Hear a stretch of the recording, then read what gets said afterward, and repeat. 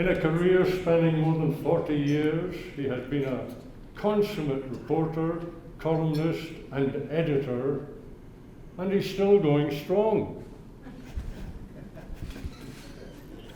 Lorrie. Thank you. This is Thank your you so much, Ed. Pleasure, Rick. You may take it home with you this evening.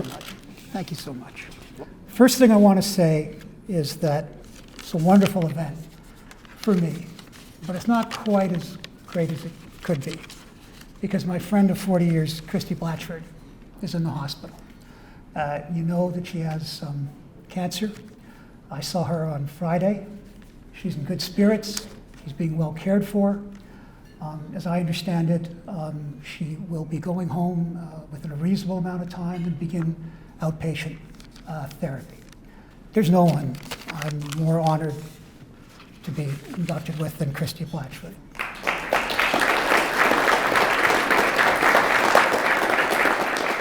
Going to work for the Toronto Sun in November 1978 was the second best decision I ever made. First, thanks to Doug Creighton, Peter Worthington, Don Hunt, and the 60-day wonders who founded the Sun pretty much on a wing and a prayer on November 1st, 1971.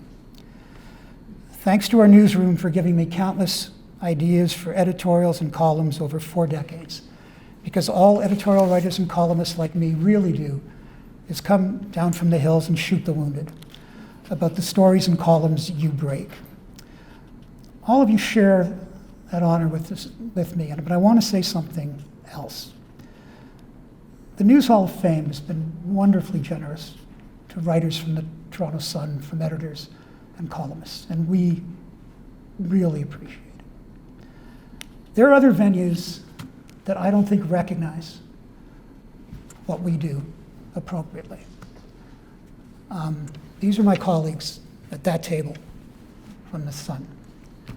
They're my friends, and they're the best damn journalists I know, all of them. Adrian was in the reserves, and so what I'll say to Adrian is that you're the one I'd want to be in a foxhole with when everything was coming down on us. Jamie is now actually making sense of the Doug Ford government. I've been lucky. I got to work, and still do, with so many great editors, reporters, and columnists, many of whom I'm joining as previous inductees into the Hall of Fame. Doug Creighton, Peter Worthington, Les Payette, who's right here, who hired me, Doug Fisher, Andy Donato, who's here, J.D. McFarlane, Mark Bonakowski, and my good friend, Christie Blatchford. But you don't have to be in the Hall of Fame to be a great journalist. I think of my friend Greg Vezina, his uncle, who's here. His uncle, Bob Vezina, was one of my first city editors. And he was the classic city editor. He scared the crap out of us.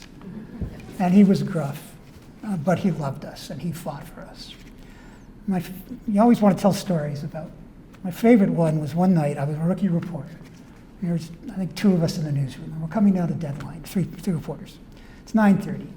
And anybody in the news business would know there are nights when nothing is going right. You can't get your story, you can't get that last thing you need in, and the city desk is, come on, we got to get, and this typically in the old days when we had to hit our deadlines, because if you didn't get the Sun to the boxes at the TTC on the right time, we knew we were losing thousands of dollars of revenue every minute. And so Bez is there, and he's just getting, I can see him, he's just getting madder and madder. But he doesn't know, like, what can he do? We're all trying to work, right? So he finally stands up, and he looks at us, and he goes, come on, you bastards, right. There was about 5 seconds of silence, and then I don't know, but one of us cracked up, and we were 2 hours late off the floor. And when Vez retired, we gave him what we thought was an appropriate gift. We gave him a whip. I want to thank Post Media, Andrew McLeod and Paul Godfrey, who I started out covering at City Hall when he was Metro chairman, and has now been my boss twice, and is also a member of the Hall of Fame, for taking on the enormous task of taking print media into the digital age. I don't agree with every decision the Sun's owners through the years have made, but I also know that without Post Media, there might not be a Toronto Sun today. I find it absurd that Post media is criticized today for having a conservative editorial viewpoint, just as other newspapers have a liberal one. And I'm amused by this bizarre argument of late that newspaper owners don't have the right to decide who their papers will endorse in their election editorials. That's how it was when I started at The Sun under Doug Creighton, who was my idol. That's how it is today, and there is nothing sinister or surprising about it. The only time I ever got mad at The Sun for an election endorsement wasn't during all the years when, as the comment editor, I said we should endorse the Reform Party, and Paul Goffrey said we should endorse the Progressive Conservatives, and I lost every time. Canada's first female sports columnist, then features writer, news reporter, award-winning columnist, broadcaster, and author. She has done it all, and always with flair. Did Christie give you a few words to tell us? She's left it with me, which was I'm shocked by. That's right. When I asked Christie, she said, Lorrie can say a few words. He knows what I think. You must be the only man in Canada who knows what Christie Blatchford Yeah, thinks. that's what scares me. I do know what she thinks. I saw Christie on Friday, and she subsequently asked if I would speak for her. So I'll do my best. I want to say to the people who are here for Christie tonight, I'm going to fail. I can't do Christie. I can only do my affection and my admiration for Christie. So I'll start by embarrassing her with the highest praise I can muster, because she'll be embarrassed. Christie Blatchford is a force of nature in journalism. She's done more, written more, experienced more, and excelled more in so many areas of journalism than anyone I know in the news business. If you ever need a champion in the face of injustice, there are two names that come to my mind about who you want in your corner. Two names in Canadian journalism. The first is Peter Worthington, the late founding editor of the Toronto Sun. The second is Christie Blatchford. Christie's relentless as a reporter, as a columnist. She's made every newspaper she ever worked for, the Sun, the Star, the Globe, the National Post today, and 2 times, better. She's made News Talk 1010, where she's a daily commentator, better. As Canada's first female sports reporter in 1973, Christie didn't just open doors for women, she kicked them down with both of her feet by the quality of her work. They couldn't keep her out. When she became a courtroom reporter, and Alan Shanoff will know this, Christie changed the nature of courtroom reporting in Canada, which decades ago was confined to a dry recitation of the facts of the case. Christie took us, and today she takes us right inside the courtroom with her vivid and accurate accounts of witness testimony, the legal battles and maneuvering between Crown prosecutors and defense lawyers, and the wisdom and occasionally the lack thereof of the judges. Drawing on her years of daily reporting experience, Christie is also a distinguished author. Her incredibly moving account of Canadian soldiers fighting in Afghanistan, 15 days, stories of bravery, friendship, life and death inside the new Canadian Army, won the Governor-General's Literacy Award for nonfiction.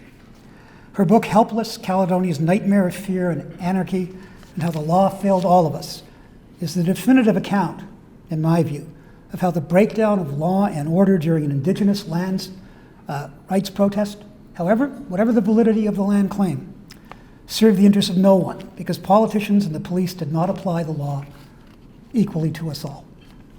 Her latest book, Life Sentence, Stories from 4 Decades of Court Reporting, or How I Fell Out of Love with the Canadian Justice System, draws on her decades of, as I said, her groundbreaking court reporting to reveal that in Canada we have a legal system, but we do not always have a justice system. 2 of Christie's early books, Spectator Sports and Close Encounters, humorous reflections on life, love, and her experiences as a young reporter, were shortlisted for the Stephen Leacock Memorial Medal for Humor. And that's who Christie is too, because she has the greatest sense of humor. I learned something new about my friend Christie all the time. Like this morning, I was at my weekly chiropractic treatment. I'm having problems with the right leg. And I mentioned to my chiropractor, Dr. Bill Wells, who's a world-class masters athlete, that I was being inducted into the News Hall of Fame tonight with Christie Blatchford. And he goes, Christie Blatchford? You know she was instrumental in helping to get hundreds of women who had never run before into marathon running by writing about her experiences as part of Jean's Marines, named after its founder, Dr. Jean Marmoro. I hope I have that right. I didn't know that. Only that Christie's been a passionate runner for most of her life. But it didn't surprise me. And when I Googled Christie and Jean's Marines and found not only those columns about her support for it, I also found a very tough but fair column that must have been very hard for her to write when Jean's Marines was later caught in a controversy about whether its members had cheated by taking shortcuts during a marathon. That's the thing about Christie. You always get the straight goods from her. There's no BS. I gotta admit, because I was Christie's editor at one point, doesn't always make it easy for her editors. When Christie thinks you've screwed up, you hear about it. But as our late Sun founder, Doug Creighton, who adored Christie the same way that she adored him, once told a meeting of Sun editors complaining that Christie could be a pain in the ass. And Doug said, name me a great columnist who isn't a pain in the ass. And that's Christie. But that doesn't define Christie. You know, people tell me that, they're afraid of Christie Blatchford and all that. There's nothing to fear about Christie Blatchford.